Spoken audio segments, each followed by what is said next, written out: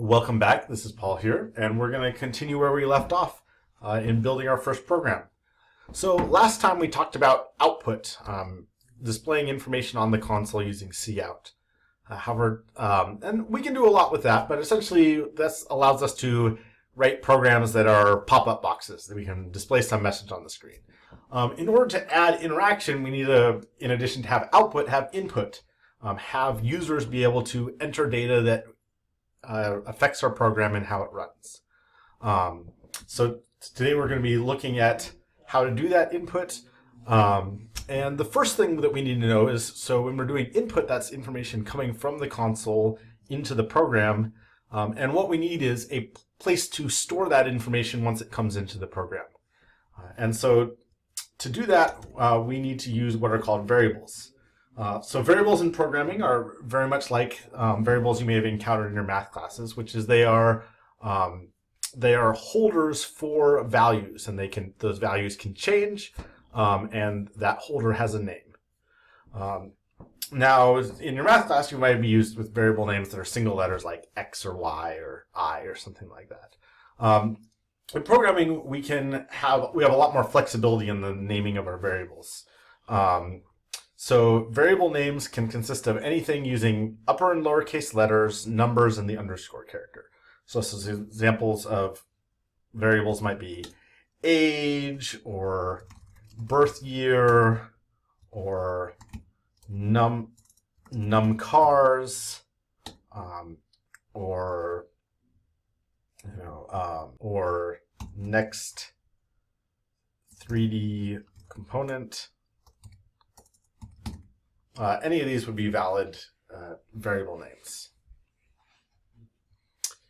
Now, in terms of having variable names, we'll notice that some of those variable names can be more than one word.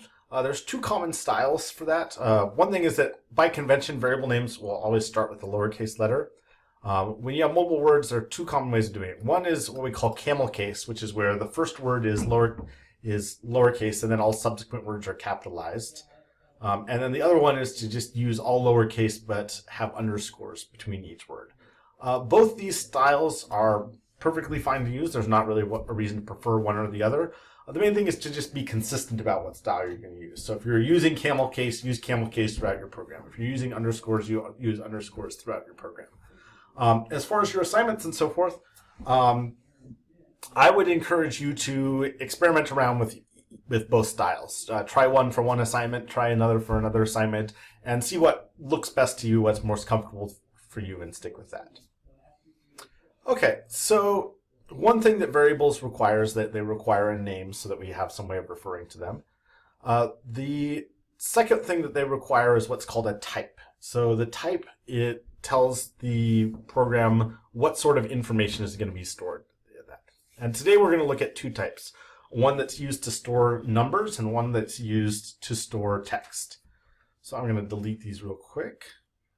Now I'm going to start with numbers. So I'm just going to have a variable that I want to call year. And since the year is going to be a number, we're going to store it in what's called the type called int. So int is short for integer. And so this specifically stores numbers that are integer values. That means positive or negative whole values.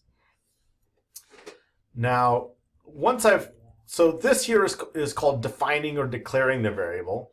And so that's basically telling the program that, okay, I've got this variable called year. It stores integers. If you see me use it later in the program, that's what's going on. Well, once I've done this, I can set values to it. So here, you can set a value to a variable by typing the variable name and then equals, and then the value that you're setting it to this. So this sets year equal to 5, or maybe a better example might be year equals 2017. So now so variables are, again, these containers that hold information, and so year, now that container holds the information 2017. We can also view that by changing our output to output that. So I'm going to write a new cout statement. And thus far, I could say, I could write something like this: the year is 2017, and let's see out inline. And when I run this, then we get the year is 2017. However, in this case, I'm not actually using the variable. So if I change this and said the year is 2000 and ran this, we still get the year is 2017 because I'm not actually using the variable here. I'm just printing this out as text. If I want to use the value of this variable, then what I'm going to do is I'm going to write the year is, and then now I'm going to type year. Now you notice here that year is not in quotation marks here. And that's because in this case, year is not text. We're not talking about printing out the letters Y-E-A-R onto the screen. What we're saying is look at the value of this variable and print that value out on the screen. So I'll go ahead and run this. And now see the year, it says the year is 2017. Now one thing you notice right there is that the is and the 2017 are sandwiched up against each other. And that's because, again, as with the end lines last time, the program only prints out what you tell it to do. And here we told it to print out is, and then we told it to print out the year, but we never told it to print out a space in between. So to fix that, I'm just going to go ahead and add a space right there. So that'll work to do that. Now the next piece of this is just to also check and see that this is actually using the variable value. I'm going to change that to 2000. And now we see that it says the year is 2000. One last refinement is that, so originally it said the year is 2017 and there's a period at the end.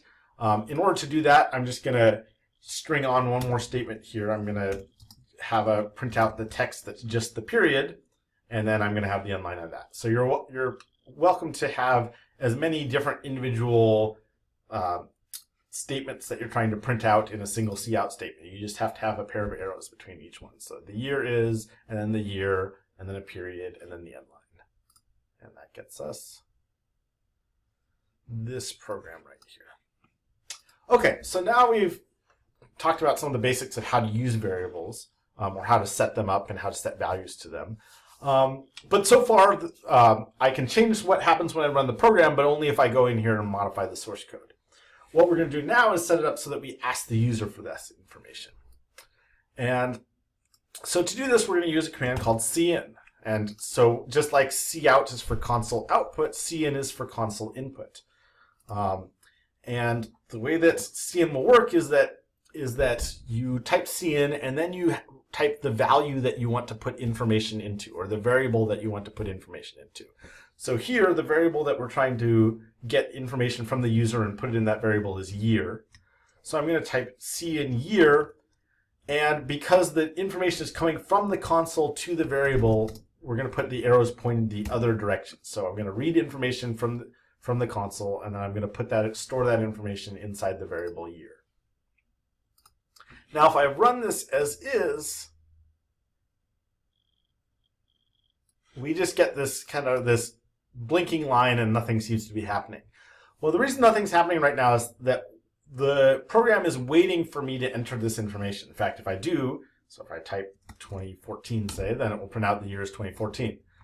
I know that because I wrote this program, but if you were the user of this program, it wouldn't be clear what was going on. It would look like nothing was happening. So generally, when you have a cin statement, you want to, before that, have a cout statement that prompts the user for what they should enter. So I could say, what is the current year? And then we're going to cin this. So I have my end line here.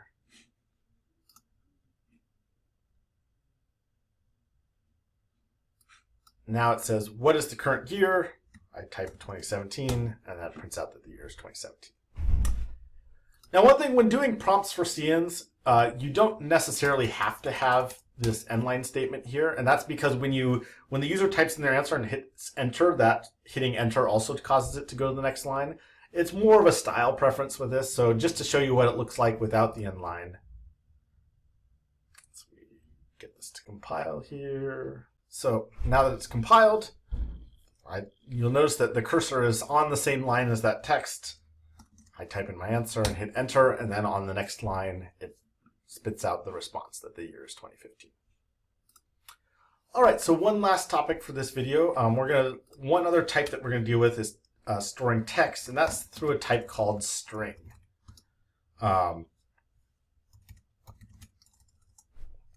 So strings are variables that store text information, and we can use that cout and cin in the same way with them. So I could say, in this case, I've called flavor for what is your favorite flavor of ice cream. Read in that. So I have my prompt here, my cout statement that tells the user what to enter. Then I write cin and what variable I'm going to read into. And then I'm going to use that information. Say, great. Flavor is my favorite too. So we've got an eager to please program that just agrees with whatever you say about your favorite flavor of ice cream. So run this here. This is what's your favorite flavor of ice cream?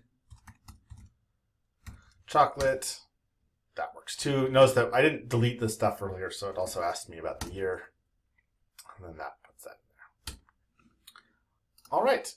So that's our introduction to input. These are kind of you've got the basic tools to have a simple program that prompts the user for information and then uses that to produce some sort of output. All right, so next time we're going to be looking at commenting and then starting to get into arithmetic and doing calculations inside of our program.